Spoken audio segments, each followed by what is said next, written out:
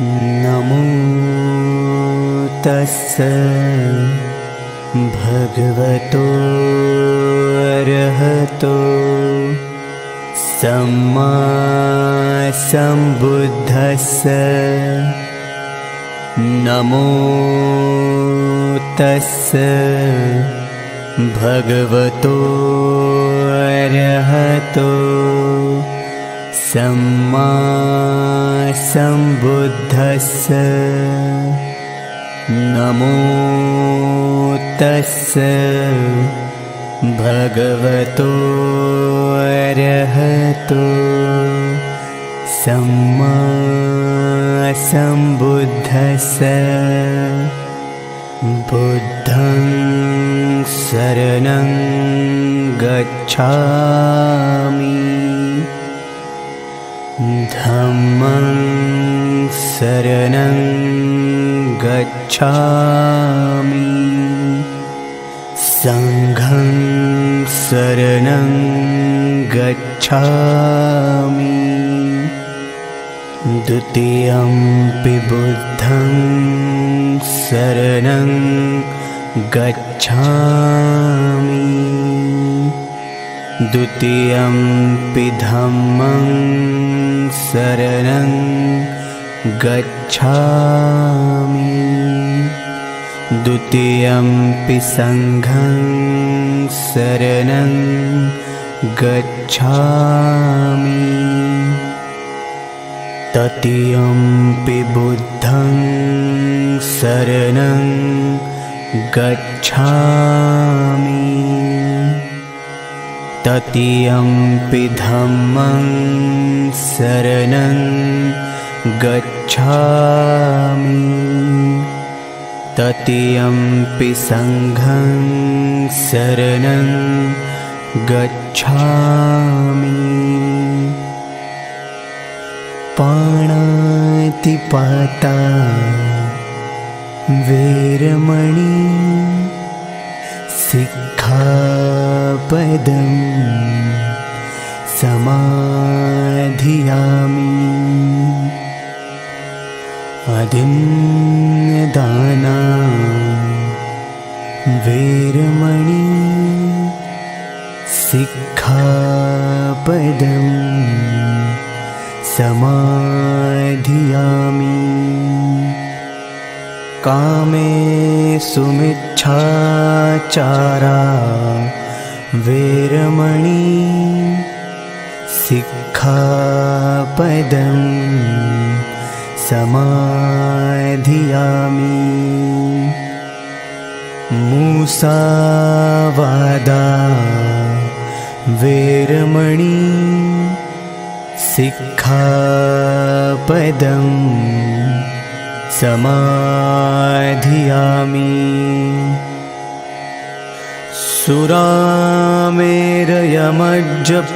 सुरामेरयमज्जपमादठाणा वेरमणि सिक्खापदं समाधियामि सर्वपापस्य अकरणं कुशलस्य उपसम्पदा सचित्तपरियोदपणम् एतं बुद्धान् शासनम् साधु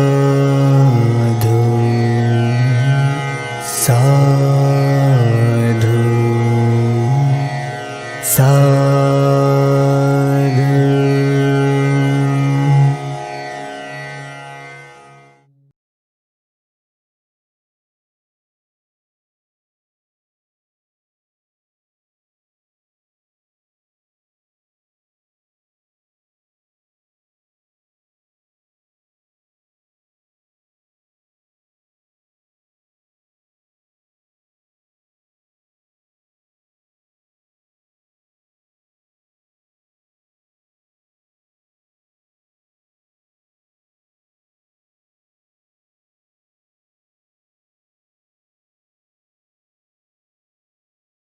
So today we have a very renowned monk, Venerable Dr. Anil Sakya with us. Basically, he is from Nepal. वो नेपाल के रहने वाले हैं और 14 साल की उम्र में, at the age of 14, he became a novice, and then he went to Thailand, and there he was ordained as a bhikkhu. He did his graduation in Thailand only, and then post graduation in Kathmandu. Then again he went to do his post graduation in Cambridge University in anthropology, and then he did his PhD from Brunei University, UK. From Brunel University, UK. He also acted as an assistant secretary to Supreme Patriarch of Thailand, and as of now, he is a deputy rector of Mahamakut University. Mahamakut University is one of the largest university. It is basically for the monks. They teach monks, and there are two universities. One is MCU, and another is MBU. So this is Mahamakut Buddhist University, where Dr. Anil Sakya, he teaches the monk. He would be joining us very shortly. And let me tell you that Venerable Anil Sakya is from the same clan of that of Buddha. So he also belongs to the Sakya clan, of which we know that King Shuddhodhan was a Sakya.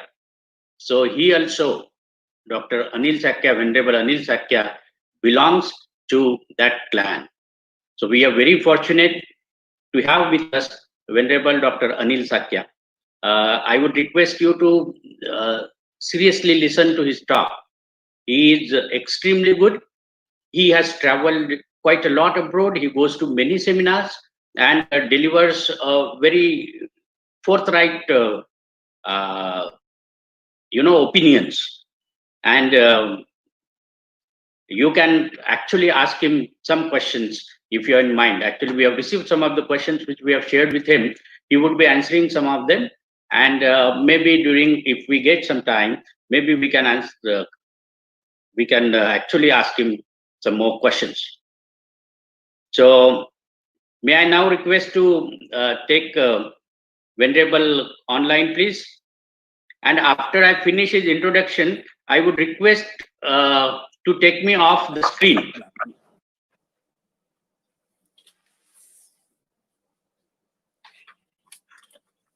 Hello, good afternoon.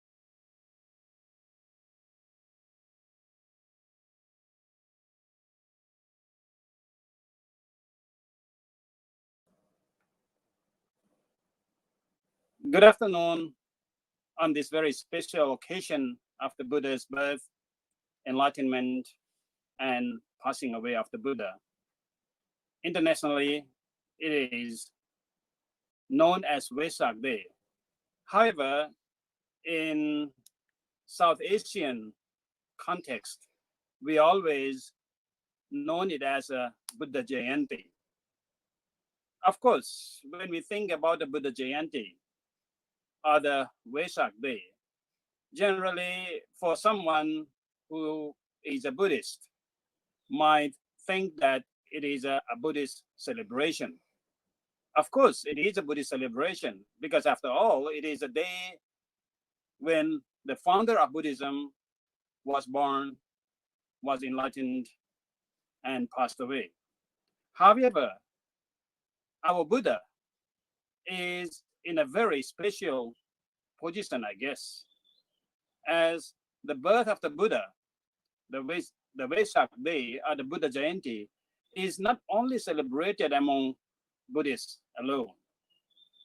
These days, since 1999, we knew that even the United Nations organization already announced and acknowledged as a world important day because after all, Buddha is the personality which we always go with hand in hand with the idea of a peace and harmony, and after all, the word happiness. Buddha, who was born in Nepal and made his career in India, and his message was all over the world. And his message is not only admired by Buddhists alone, even non-believer in Buddhism, even someone who never heard of the Buddha or never think of adhering to Buddha's teaching. But what happened is that in their life, in the teachings or in their study, they might have chance to learn about Buddhism in one way or another. Buddha is known among the world in many different ways. Especially this year, we are in a very dire situation. The plague virus named Corona, or the COVID-19, it is really hitting hard the whole world. The global pandemic of coronavirus, it's really disturbed the way of our living. Of course, the most very important and hard hit issue is our public health. Many died of this virus and died so quickly as we are not prepared for it. But secondly, it is not only the public health we are facing such a challenge. With the coronavirus, it is also hitting so hard with the economy. So that's why at the moment we are seeing that, we are talking that, whom should we fear of? Whether we should scare of the coronavirus, or we should be worried about, we should be worried and very difficult to find even a meal for a day. So these challenges is not only challenge of one country, one nation, but it become a global challenge. It's become something every human being in the world is concerned. So in this way, how can we challenge? How can we celebrate it? How can we celebrate the Vesak, the founder of the birthday of the Buddhas, or the founder of Buddhism? And of course, when there is a question, when there is a challenge, we always find a solution.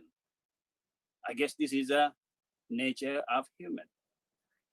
And as we are brave human, as we are always challenging ourselves to go through the crisis of every time, just as what Buddha had taught us. Buddha have given such an idea even 2,600 years ago that life is a crisis. Life is a challenge. Dukkha is a challenge. Dukkha is a crisis. It is nothing about going to the next world.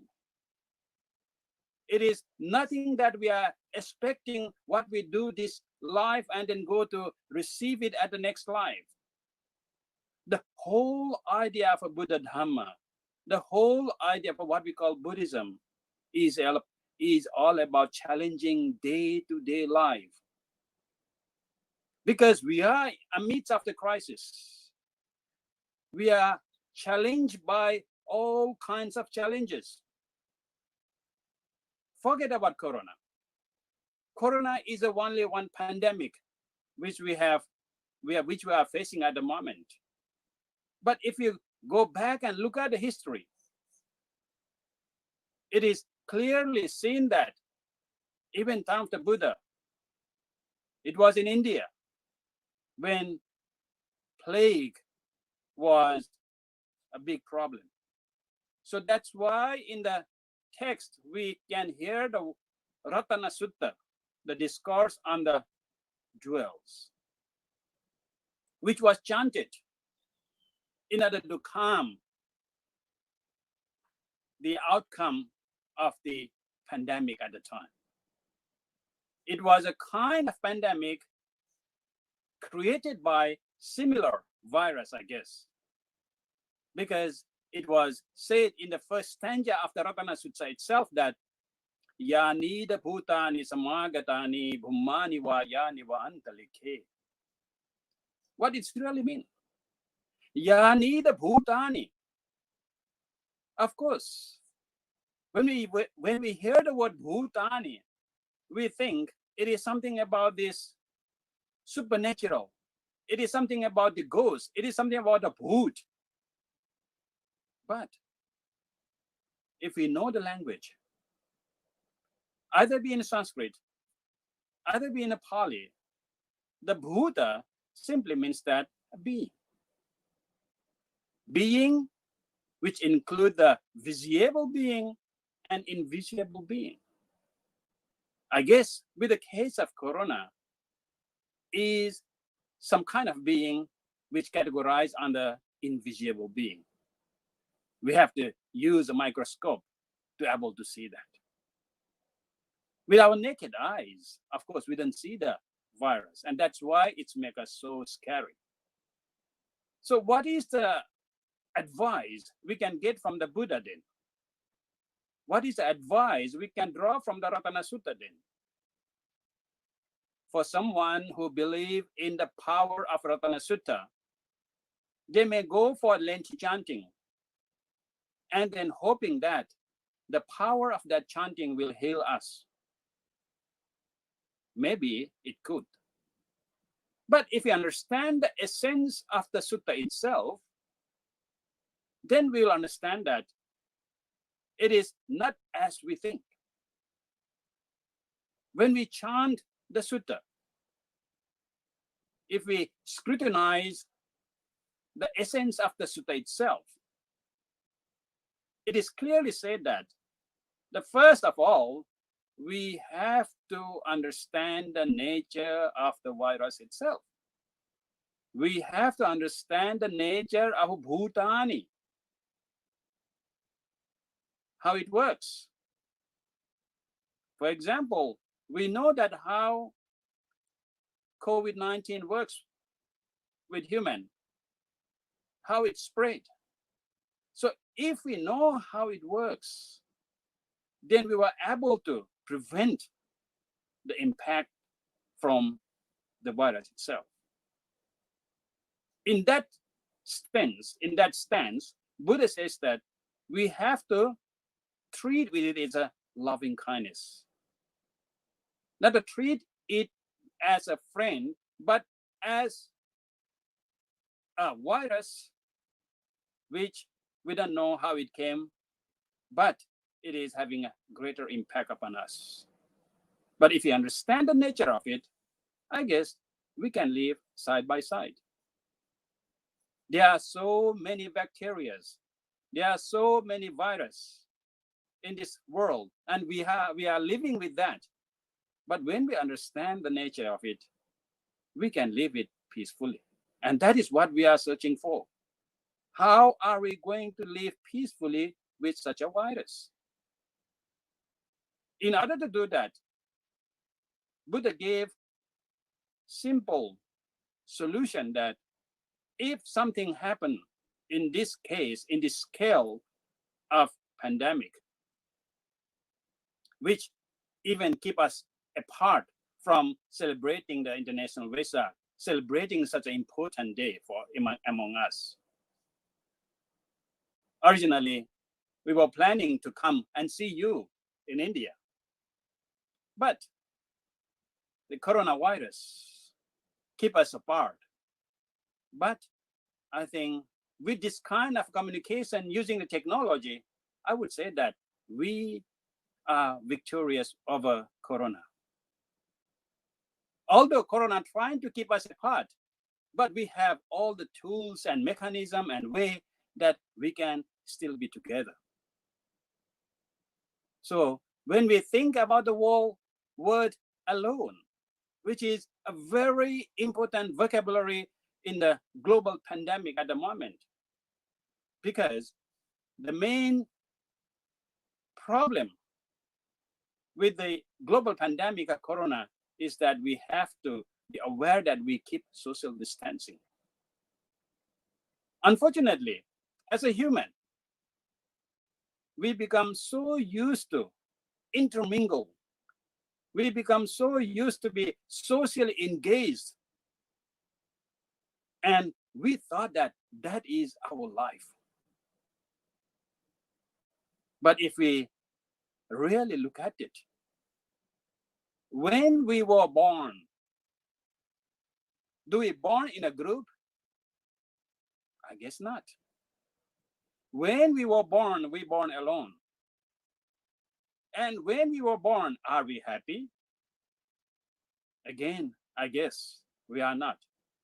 Because the first symbol we see with each birth of a boy, a girl, is the cry, the voice of a cry.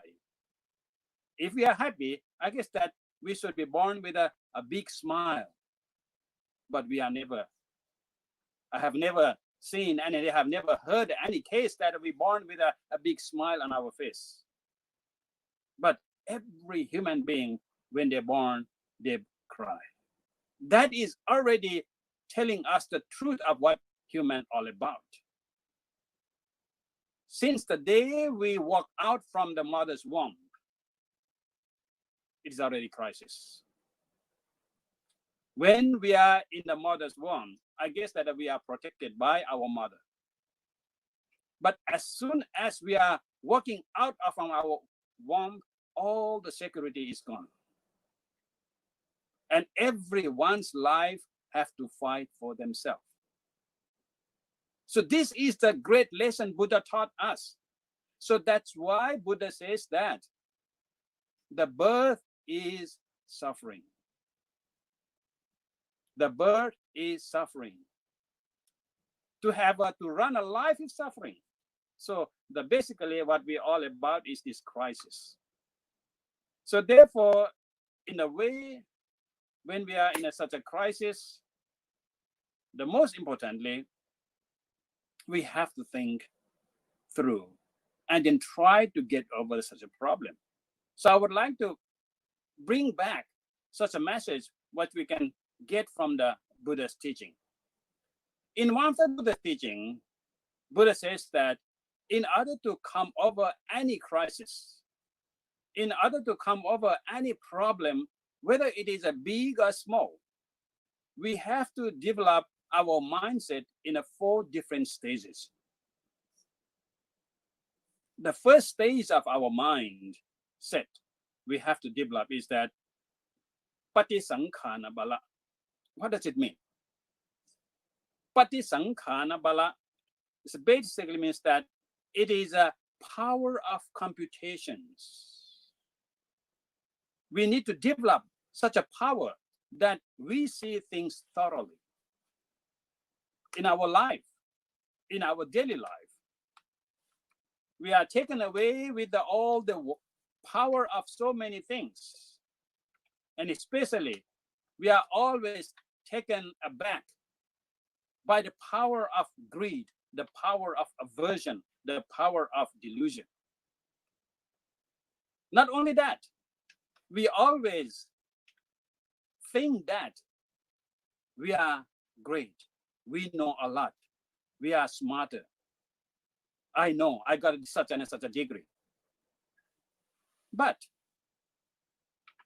sometimes we know that all the world's affairs, what is going in America, what is going in China, what is going in Russia, what is going in Europe, what is going in Thailand. We talk about the Buddhism in the world, and we thought that we know a lot. Well, you might be true. You know a lot, but nothing of yourself.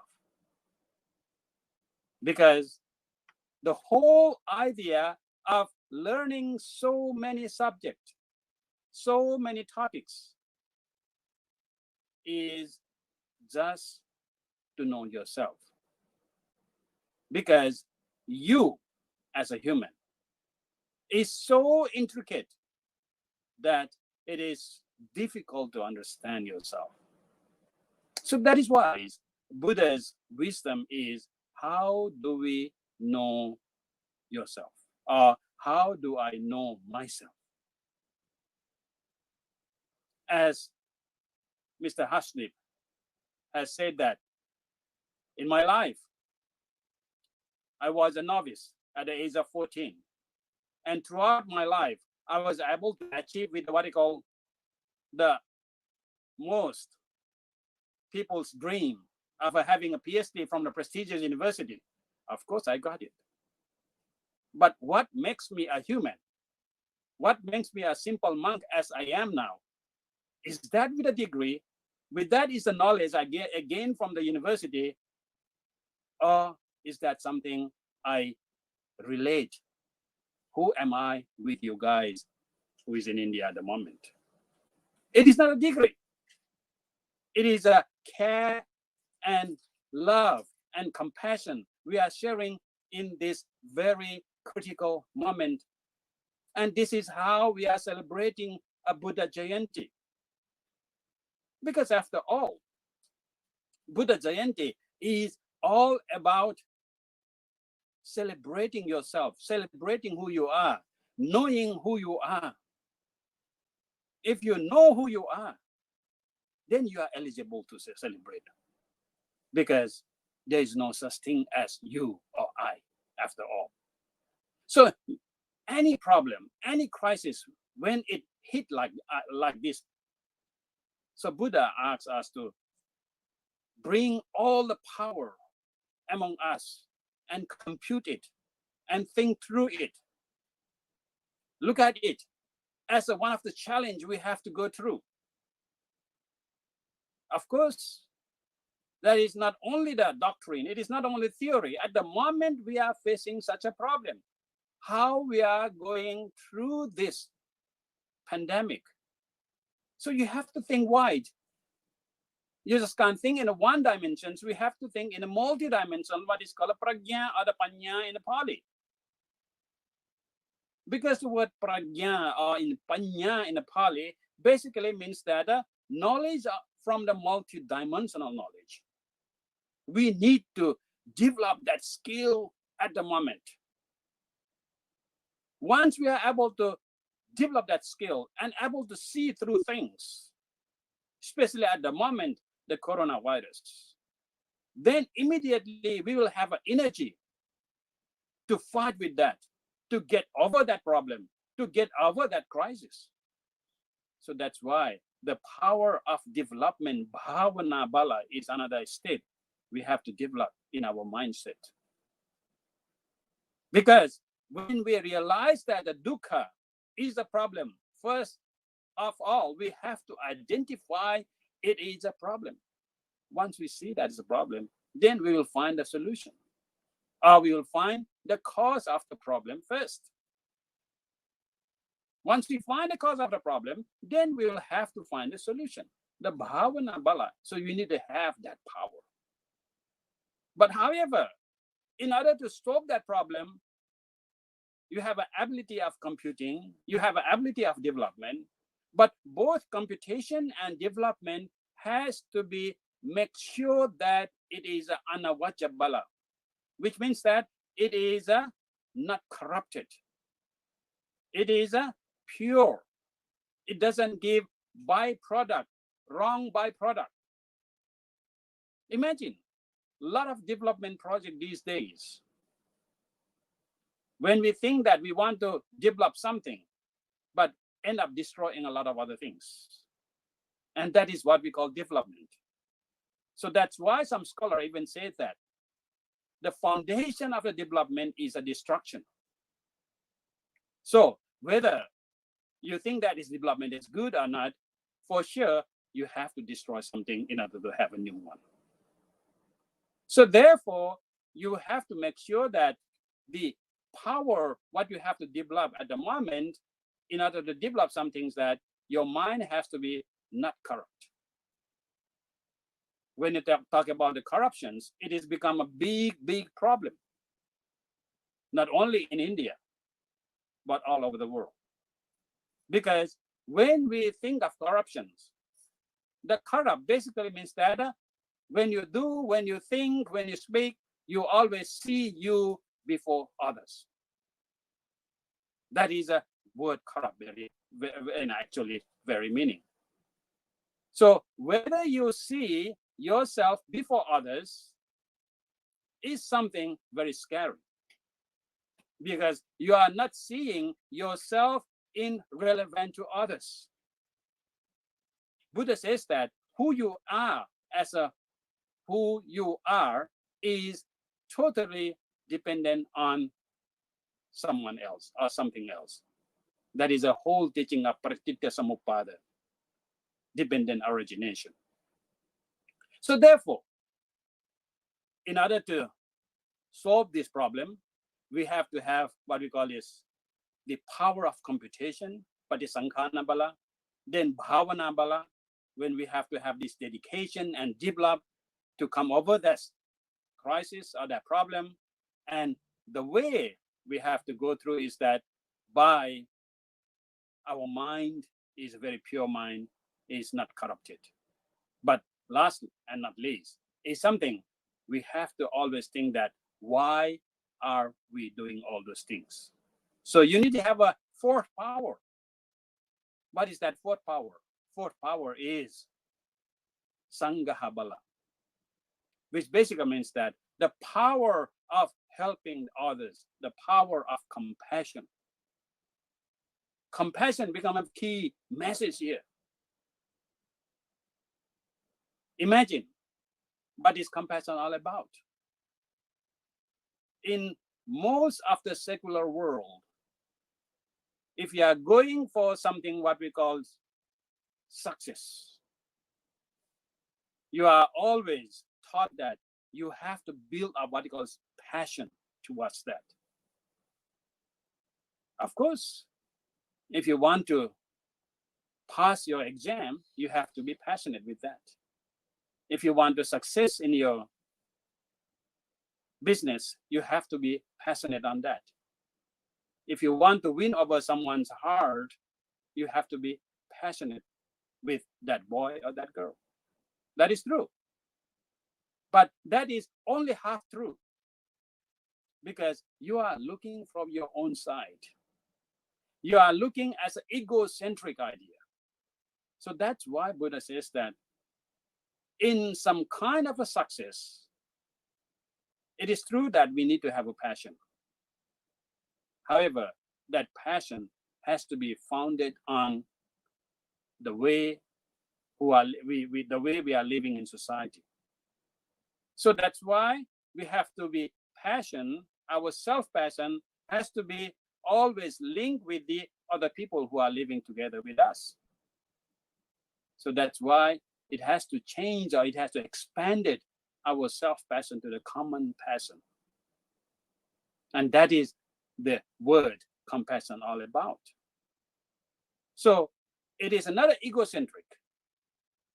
The self is secure. Self is peace and happy, because the way the self is going to relate with whoever, wherever. So if you create the surroundings in a way very amicable, in a way that is peaceful, in a way that is more happy, it means that you are making yourself happy too, together with all the people who is surrounding you. So this is the very important message at the moment we need it. So in order to celebrate a Vesak as an International Day of Vesak, not only in a way of celebrating the birthday of the Buddha, a founder of Buddhism, but bring that and celebrate yourself. Celebrate the way how you look at yourself. Look at the Vesak day as a day for opening your eyes. Buddha says that there is a Buddha, means that awakening. But in many times we are not a Buddha, but we are Buddhu. We are stupid to look at ourselves. So the very Vesak day is basically means that we have to develop the idea of looking at yourself, to understand yourself, who you are, how you are dealing with the things, and so and so. This is a very important message of the Vesak. Vesak, when we think about the Buddha, it was the birth of the Buddha. Imagine why we are celebrating a birth of the Prince Siddhartha Buddha. Because it is so important in a way that it is the story of the Buddha is so close to our heart. Buddha is not a god. Buddha is not a supernatural. Buddha is not a Rama, not Vishnu, not a Brahma, not a Jesus, not Allah. Buddha is simple human being, just like me, just like you, and just like anyone who is watching this. But he's different in some way. He's different in some way, in a way that since the day he was born, he was determined.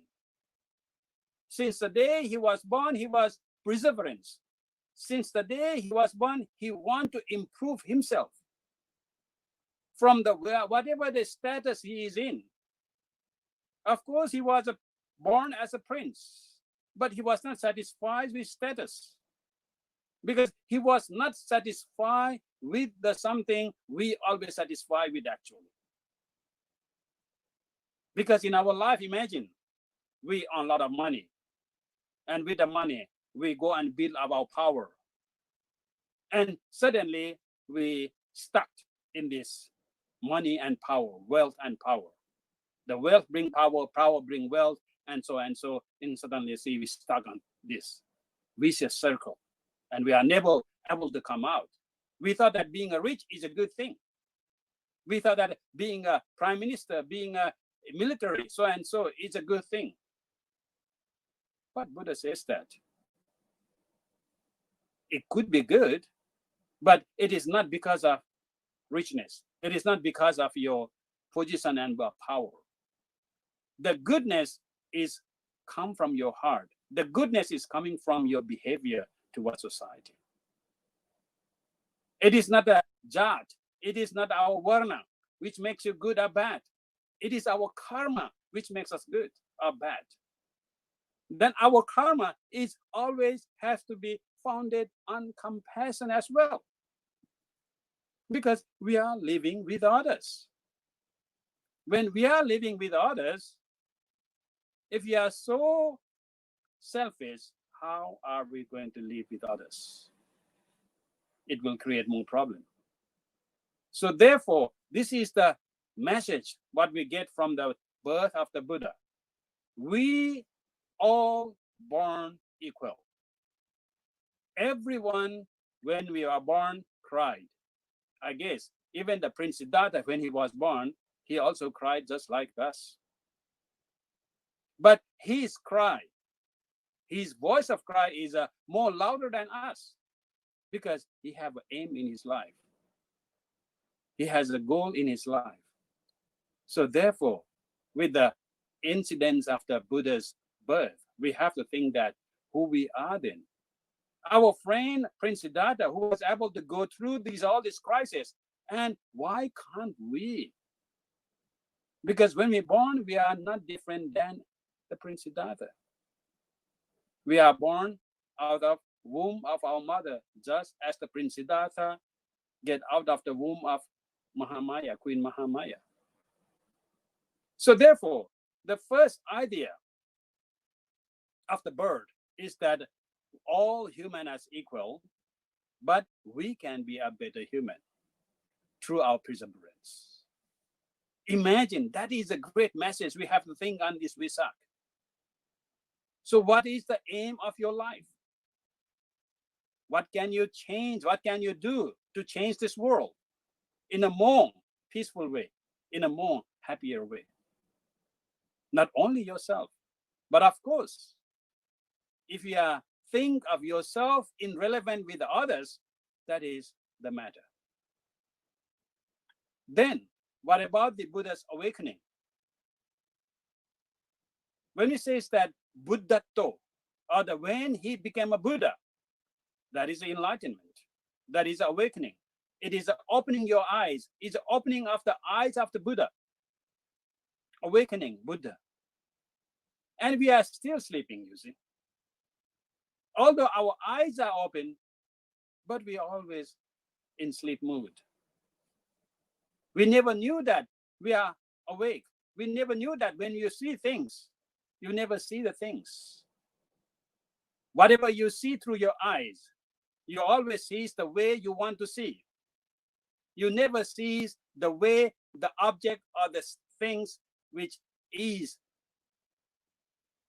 When you see a box, you see it in the way you like to see it. You never see a box which is just a simple box, which is a combination of this and that, it makes a box. No. When you see a box, your imagination goes on. I can bring that box to put my jewelry, to put my this. I can use this in that way. So you never see the reality of the box itself. So the Buddha's enlightenment awakening is that open your eyes and able to see the reality of the world. So imagine that. The message Buddha has given on this International Day of Vesak is something that we are always very sleepy, always in sleep.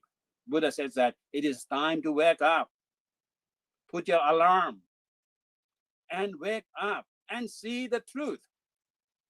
What is going on around you? What is going on inside your mind? So when you try to see that, then you might be able to realize, you might be able to understand your thought. You are able to understand the reality around you.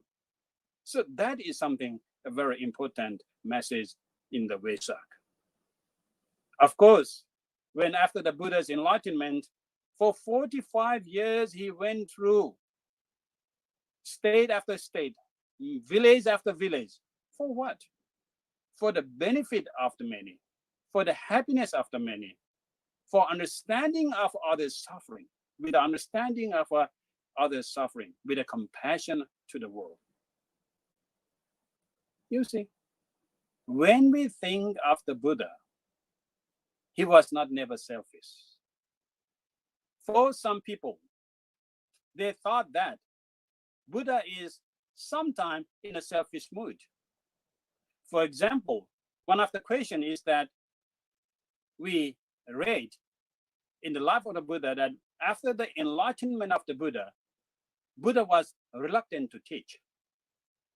Of course, that might be true in some sense. But what do you mean by reluctant? What do you mean by his mind is not full of compassion? I don't think so. But imagine all the situation of the society at the time.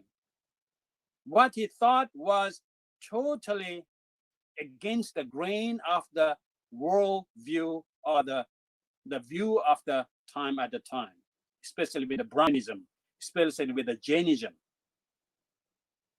So the majority of the people always think that in order to get peace and happiness, you have to please God. But suddenly Buddha was saying that no, there is no such thing as a God.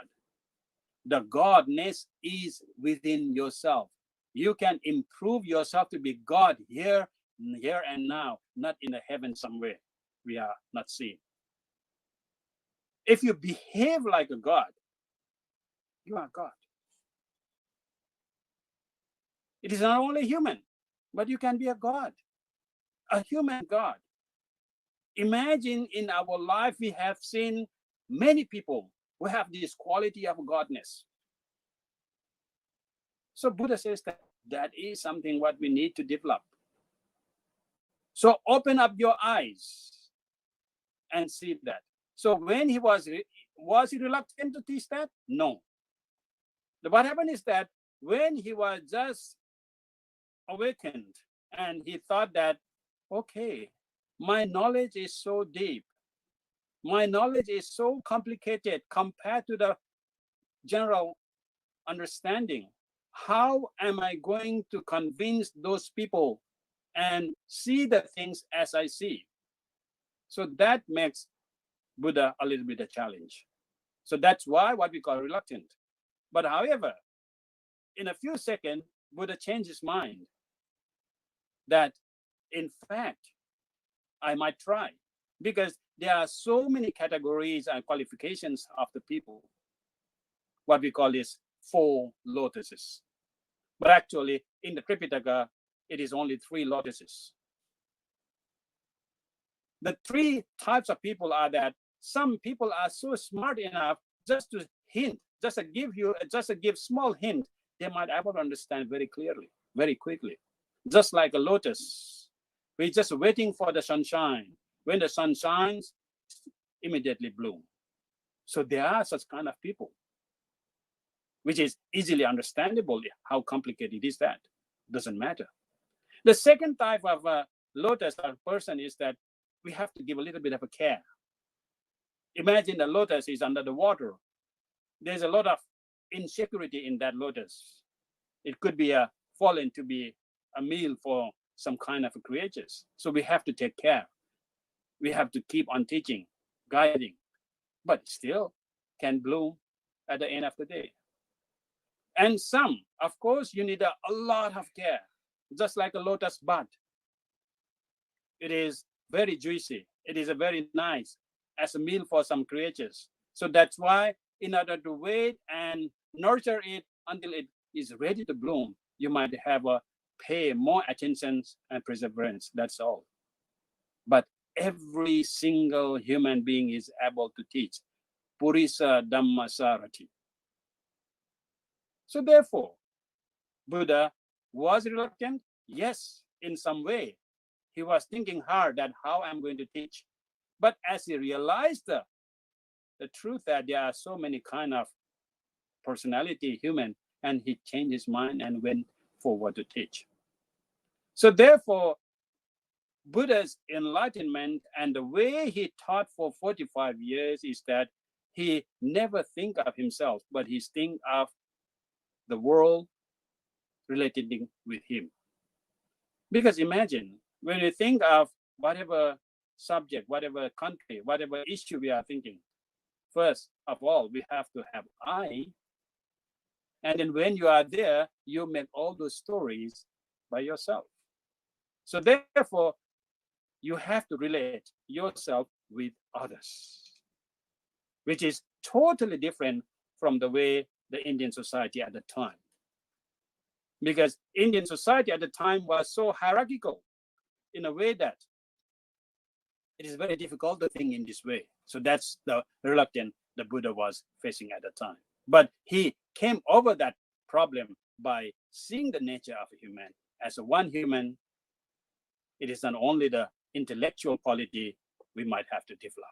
So that is something we think as a Buddha's birth.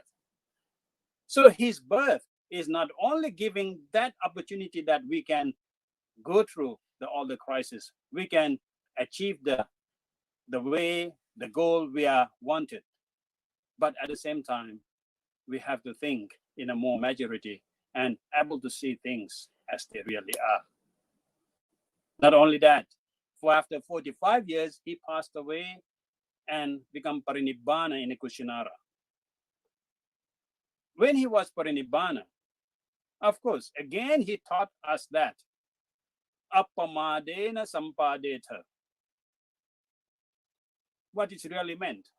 He summarized all his teaching, 45 volumes of Tripitaka, 45 years of his teaching experience. He taught in a single word, that is to be mindful, be cautious to all this changing world. So we are facing the crisis of this coronavirus. And then that is our challenge. Buddha said 2,600 years ago in the Vesak day that the world is impermanent. So we have to be ready to accept what is the impermanence we are facing all about.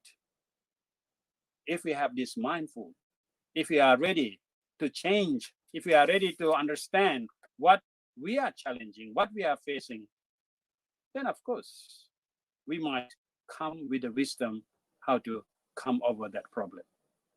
So therefore, when we think of the Buddha's teaching in the Vesak Day, we have to think in a one message is the mindfulness, to be mindful with whatever things, the thought, the speech, we are committing every minute, every second, and every day. To be able to know yourself relating with others. Because my word, if I'm speaking alone in my room without this technology, of course, it doesn't matter. Some might address me as a crazy monk, that's all, because I'm able to speak alone in the room. But apart from that, it is another something matter to the world. But although I'm speaking in the same spree, but with this technology, I don't know how many of you in India is hearing me. So every voice, every noise, every word I make, I have to take my responsibility. I have to think in a way that what is the impact it will give you to all the audience. So when you're able to think that, that is a Buddhist way of thinking, you see. That is trying to put yourself in amidst of the community and society. And that is the message of the Vesak. It's a very important Vesak. That's why I always say that Vesak is something very important, and then we might just simply give a new meaning of the word Vesak in a one way or another. For example, in one of the conference, I gave a new meaning of Vesak. What is that? Vesak has to be V for virtuous, E for enlightenment, is S for successful, A for awakening of, and K for knowledge. Because Buddhism is a religion of wisdom after all. So Vesak is very meaningful in a way that it is a day we open our eyes, able to see the Dharma. So today, Vesak, I'm urging all the audience, all the Buddhists and non-Buddhists alike, and the Buddhists alike, through this media, saying that the greatest celebration of the Buddha's day as a Vesak day is that able to try to open your eyes and see the Dharma. Dharma is basically the truth of sustainability. The Dharma means that upholding what? Upholding the reality, upholding the whole balance between our health and wealth at the moment.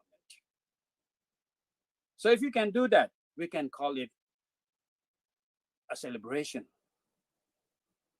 So if we put in the perspective of the Vesak, I would say that we have a 3 events happen on the Vesak day. That is a birth, which basically means that the Buddha, which basically means that awakening. The enlightenment is another word is for the Dharma. And Dharma, basically from etymological point, is the balance. The balance you make between a good and bad, but balance in living your life. And the date of the Buddha is actually created another whole impact in the society we call Sangha, the community of the Buddhists, or community of any kind. The Sangha is actually a community. So that's why I always present Vaisakha Puja Day is a ABC Buddhism Day. It is a true meaning of Vesak is actually ABC of Buddhism. Birth is awakening. The awakening or the enlightenment is making our life balanced, able to see the balance in our life. And how we balance? By making a balance within yourself and the community, the Sangha. So this is the greatest message I say that we need to develop in this idea of the Vesak. Some of the question I got through our communication is that, why do misery like corona epidemics are being suffered by human beings, killing so many of them in the world? What is the explanation in Buddhism for this? There is a very important explanation in Buddhism about the death of human being. Buddha says that there are 4 causes of a human death. Ayukaya, which means that your lifespan has ended, your age has ended, or your energy to live has ended. That is one cause. Kammakaya, your action is ended. Whatever you do, like all the actions, what you created, committed, that ended. So that is another cause of your death. The third is that Ayu and Kammakaya. So you ended both. You expire both your age and your actions. That is the third cause of death. And the fourth is that accident. So in this case of corona, I guess that it is something we have to accept, that is a natural creation which is challenging us. And when you are not ready to challenge, of course, we fall as a victim. It is not about the karma. It is not about something we always throw the blame to someone else. But the things is keep changing. The change bring sometimes good and bad. And unfortunately, this coronavirus bring bad things to us. Another question is that, how do the mechanism of having a Buddhist study in the different parts of India? This is another subject, I guess. When we think of the Buddhist study, at the moment, we have a very structured Buddhist studies, which we can exercise in the monastery, which we exercise in the university and colleges. But the first step of Buddhist study, I would say that, how can we study yourself? With the principle we can see from the Buddha's teachings. So if we can do that, the Buddhist study as a real degree-based Buddhist study will be easy to do that. Because one way of developing all the courses for Buddhist studies, that of course there is a big meganamous text in Buddhism, not only Tripitaka, commentary, sub-commentary, and so, which can learn for whole life, and we can't finish that. But at the same time, to put in a perspective, we can put it as all the degrees, all the level of our discourses. And again, these days we should know how to apply it to be creative, what we call is 4.0 educations. It is not only memorizing, but able to use all this technique and technology in order to apply those teachings in our lives, to make our life easier, to make our life more comfortable than we are facing at the moment. So therefore, we will see that all these questions we are facing in our life is very, very critical period we are facing at the time, especially in this pandemic. We are facing such a terrible disaster all over the world. And I have to think that all the health staff, health authority have to be sadhu for their effort, their dedication, especially in Indian context. Sardar Vallabhbhai Patel Contentment General Hospital are working day and night for COVID. So we have to think of their dedications, their commitment, which they are showing their knowledge and their expertise for people who are suffering with this coronavirus. We need that kind of bodhisattva these days. When we refer to the bodhisattva, we always think that it is kind of the Buddha to be. But if you understand, we all are on the path to be a Buddha. We all are bodhisattva in one way or another. But in the case of the coronavirus, we can see the more visible bodhisattvas these days, more easier, because what we have seen, all these health authority and doctors are dedicating for the happiness, for the safety of humankind is such a dedication that we can't imagine what they have done to save a simple life. So therefore, we might say, we might think our Vesak is such an important day that we can bring the messages of the Buddha, the awakened one, and able to apply it in our life. Our life is uncertain. So that's why we always think we need to find some refuge. We need to find some guidance in order to find a way where we can follow and make our life a little pleasurable than what we are now. So stanza, what we always chant, these days in every temple, in every Buddhist, the simple word is the Namo Tassa Bhagavato Arahato Samma Sambuddhassa. What does it mean? We chant it, we memorize it, we remember so well, and we thought that that is a way to greet our appreciation to the Buddha. But Buddha never encouraged to appreciate him. Buddha says that the best worship for Buddha is the practice he's teaching. And basically, in the stanza of Namo Tassa Bhagavato Arahato Samma Sambuddhassa is the very important message of Vesak itself again. Because Namo, it is not only Namaha, but it means that taking things inside your heart, inside your mind.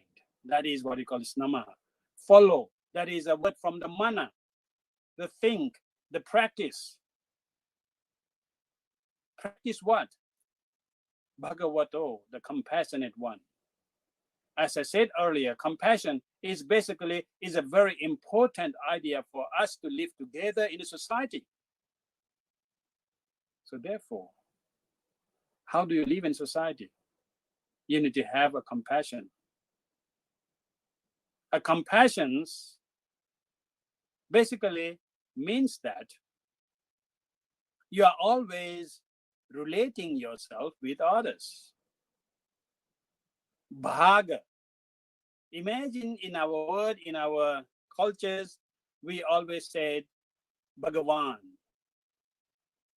What is Bhagavan? Even the Buddha, we say that the Bhagavan Buddha. Bhagavan is the word from the word Bhaga. Bhaga means that the luck, sometimes we translate it.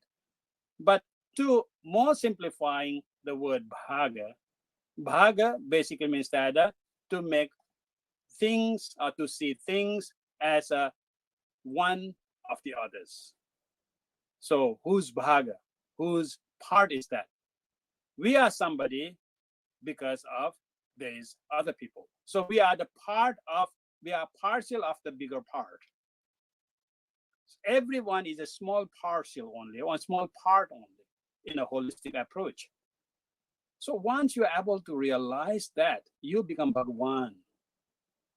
Whenever you think that you are there for such a reason. For example, I'm a monk because there is a ladies. That's why my monkhood has become meaningful. So if you are a father, it means that you need to have a son or daughter. You need to have a child, whether it is your own child or it is an adopted child. So that means that you are relating yourself, the functions of father, with someone else.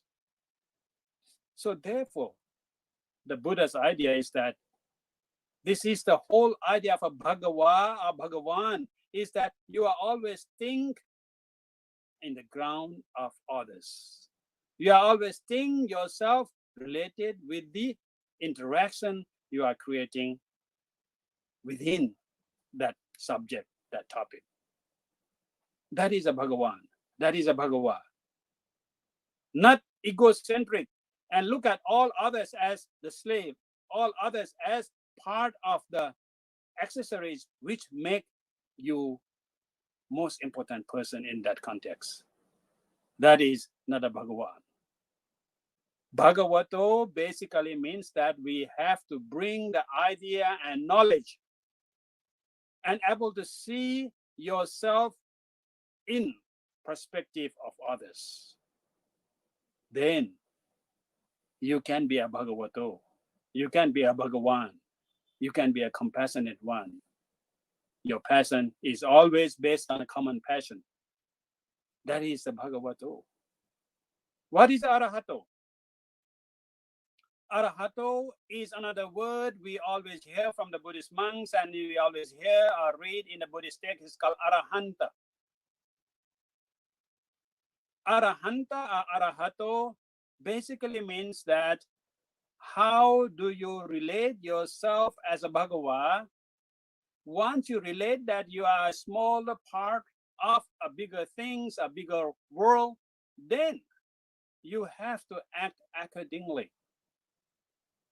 If you think that you are a certain small part, but if you are trying to occupy more than what you need, that is not a Bhagavan.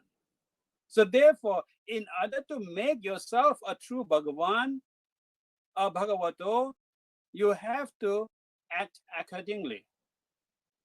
So that is Arahantha. Hanta means that pardoning, the severing, killing. Killing what? Enemy, Ari. But the Ari, the enemy here is basically a mental enemy. As I said before, as I said earlier, that we are always challenged by the greed. We are always challenged by, I like this, I don't like that. We are always challenged by hatred. We are always challenged by the ignorance. Therefore, we thought that when we think of acting accordingly, the true understanding of who we are as a Bhagava, as a part of the whole thing, then we have to reduce what we call our incentive of living together. The greed, the hatred, the ignorance, all those things have to be killed. All those things have to be thrown away in the garbage bin, because you can't be a part of something if you have a big amount of greed, hatred, and delusions. Because with the greed, hatred, and delusion, you want more space. Your body becomes floated and so big.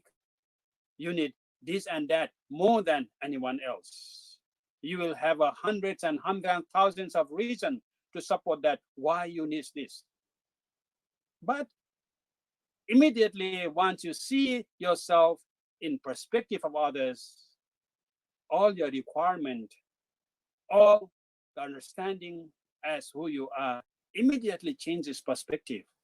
That if you can help others, it means that you are helping yourself. Not helping yourself, it's become helping others in one way. But when we look at, if we look from the perspective of helping yourself, suddenly you are looking at others as a slave, as something else. It's alienating yourself from the others. But if you look at that, you are the part of this whole community. You are the part of this whole nation. So if you are trying to save the nation, if you are trying to save your community, if you are trying to act yourself irrelevant to where you are living, what you got it, so immediately that is the whole idea of Arahato or Arahantha. How can you do that? By having a Samma Sambuddho. Samma Sambuddho. Buddha means that knowing. Sam means that by yourself. Samma means that which makes you calm or which can end all the kind of suffering. Samma is, of course, sometimes we translate as the correct, the proper, the noble. But in fact, it is a proper, it is a noble, it is a correct, because it is not creating any suffering further.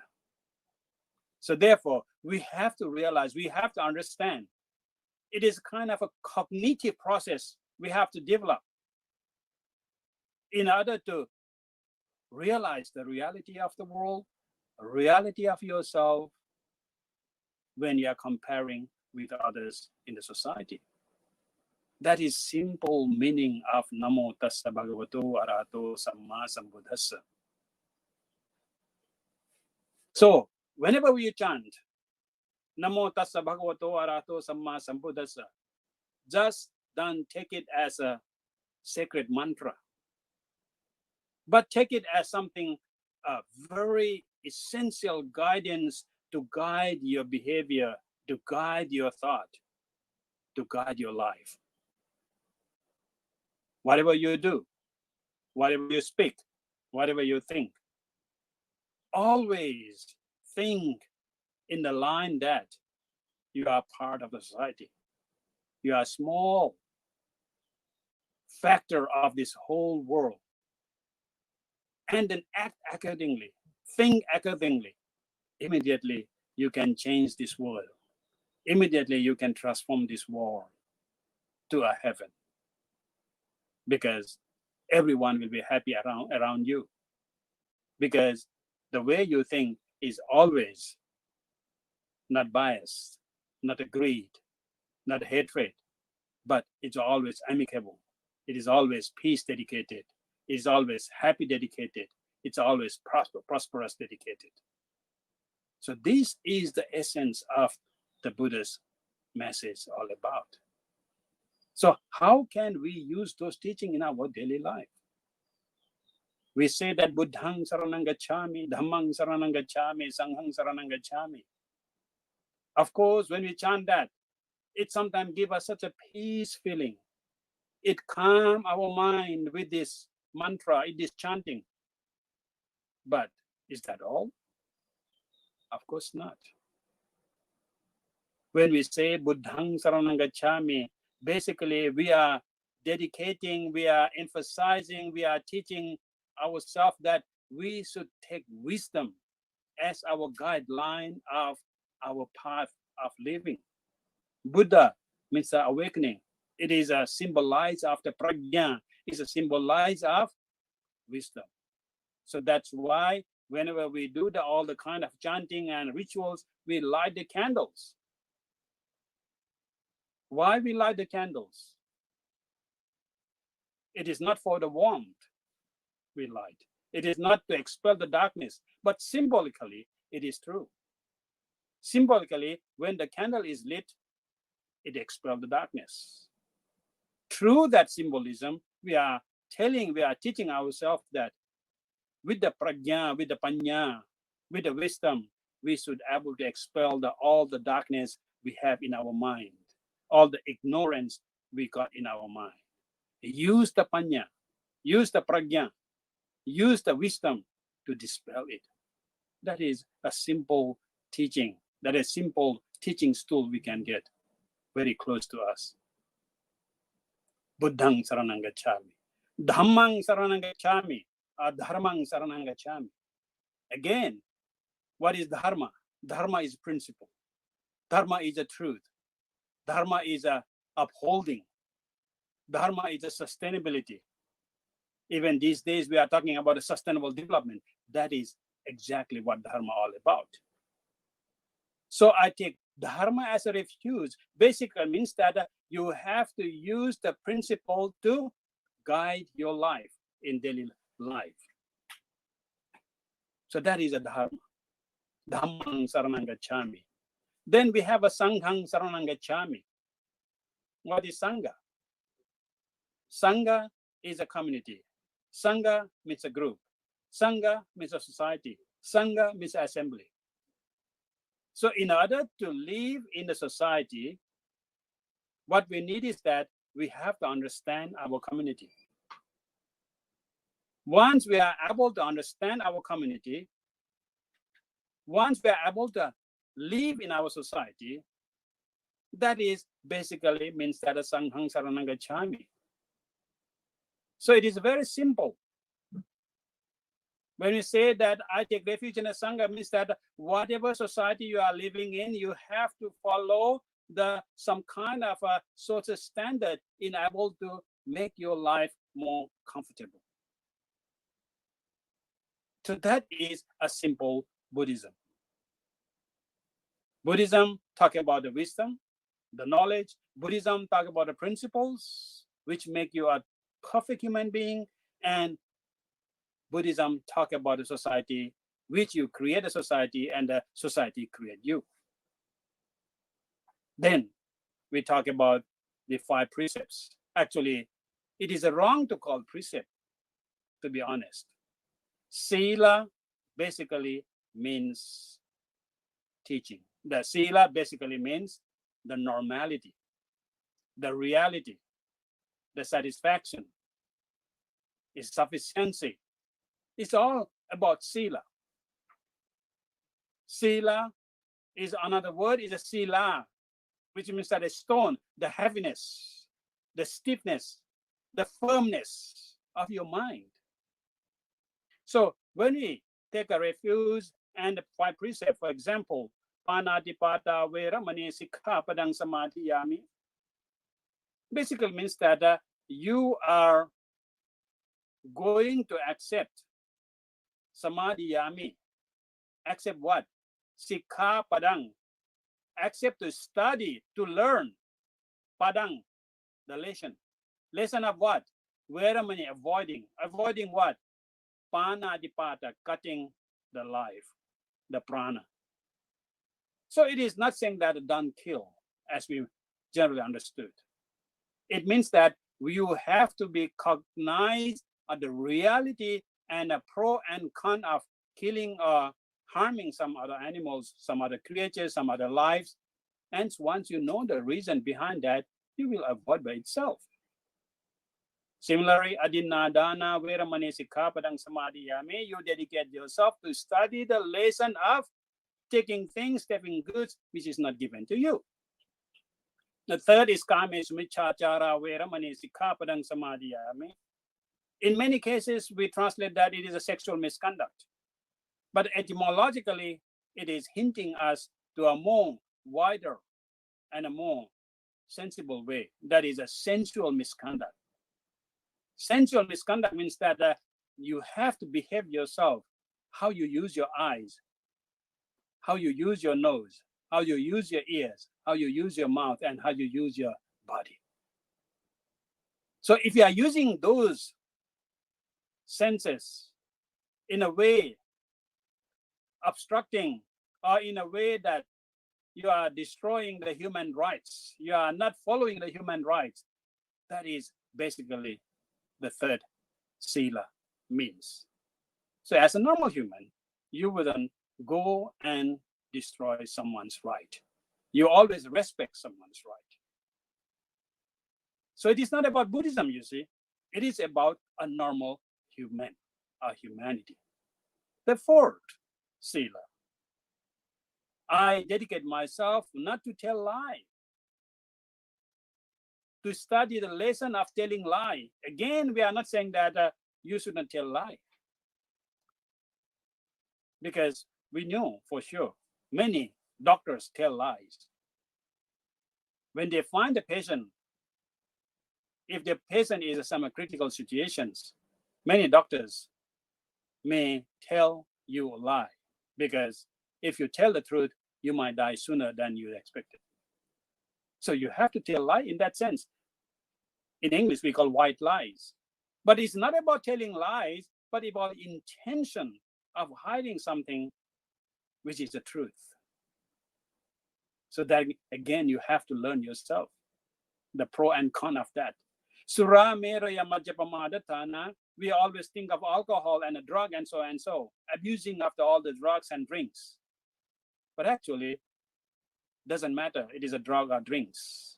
But the main point of the fifth precept is that which make you unconscious, which makes you pramada. So Buddha's idea is that to be apramada, you have to be mindful.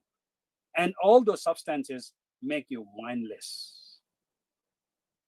Even coffee, even tea, if you make you mindless, it is included in the Surah Mira as well. So if you are able to understand Buddhism in this tone, based on the Pali, based on how Buddha taught, it will touch your heart and make you a true Buddhist without announcing yourself as a Buddhist. Because your behavior is a Buddhist. Your speech is become a Buddha's word. Your association in the community become a very compassionate community.